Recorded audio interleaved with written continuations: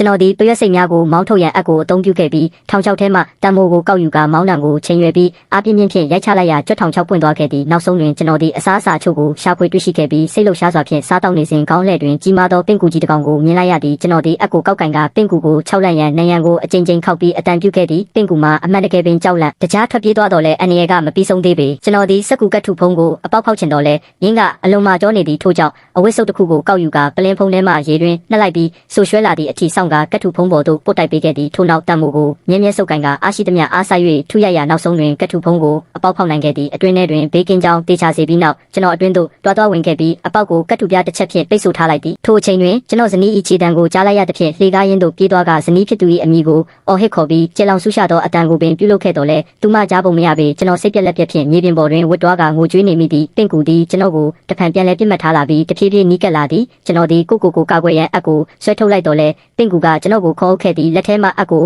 ဆက်တိုက်ဝေ့ရန်နေတော်လဲဤတစ်ချိန်တွင်မူပင့်ကူကိုမောင်းထုတ်၍မရတော့ပေကျွန်တော်လက်ပြေးရန်မှတပါအခြားရွေးချက်စရာမရှိတော့ပဲပြေးရင်းနှင့်ချော်လဲကျသွားခဲ့သည်တွတ်ဆုပ်မနေပဲပင့်ကူသည်ကျွန်တော်ပေါ်ခုံအုပ်လာသည်ထိုအရေးကြီးသောအချိန်တွင်တစ်သားဆက်ကိုကောက်ယူကာပင့်ကူကိုအစွမ်းကုန်ရိုက်နှက်ပြီးအကျယ်ကြီးအော်ဟစ်လိုက်ရာနောက်ဆုံးတွင်ပင့်ကူမှကြောက်လန့်ပြီးထွက်ပြေးသွားသည်သို့သောကျွန်တော်သည်ဇနီးဖြစ်သူကိုအမြန်ဆုံးရှာဖွေရန်လိုအပ်နေသည်မဟုတ်လျင်ကျွန်တော်တေးရပေလိမ့်မည်ကျွန်တော်ဒီဇနီးဖြစ်သူအားအချက်ပြရန်စက်ကူစာချို့ကိုမိရှုခဲ့တော်လဲသူမပေါ်မလာခဲ့ပေကျွန်တော်ခန္ဓာကိုယ်မှာတဖြည်းဖြည်းတင်းငယ်လာသည့်ရုတ်တရက်အပေါ်ထမ်းမှခြေတံများကိုကြားလိုက်ရသဖြင့်စိတ်လှုပ်ရှားစွာပြေးသွားခဲ့တော်လဲနားကွယ်လူမတက်ဟိန်းဟောက်တန်ကြောင့်နားထဲမှနာကျင်သွားရသည်ကျွန်တော်ထောက်တနေရာတွင်ပုံနေရင်မြင်လိုက်ရသည်မှာအိမ်ချမ်းမြေအကျိုးဆောင်ဖြစ်နေပြီးကျွန်တော်ဇနီးမှာထွက်ခွာသွားပြီဖြစ်သည်ချက်ချင်းပင်ချင်းတကောင်ပေါ်လာပြီးခိတ္တမြဝဲပြန်နေကပတင်းပေါက်မှတဆင့်ပြန်ထွက်သွားသည်ကျွန်တော်မျောလင်းချက်ရောင်ကြီးမြင်လိုက်ရသဖြင့်စပွဲအနာဆုံးကိုဆွဲကင်ကအပေါ်သို့တဖြည်းဖြည်းချင်းတွေ့တက်ခဲ့သည်တရက်နှင့်တညကြာပြီးနောက်စပွဲပေါ်သို့ရောက်ရှိခဲ့တော်လဲဤကြားဟာနေသောနေရာကကျွန်တော်လမ်းကိုပိတ်ဆို့ထားသည်အာမလျှော့ပဲရှေ့သို့အချိန်ပြင်းပြင်းပြေးကစပွဲအနာဆုံးသို့ရောက်သောအခါအာကုံသုံး၍ခုန်ကူးလိုက်သည်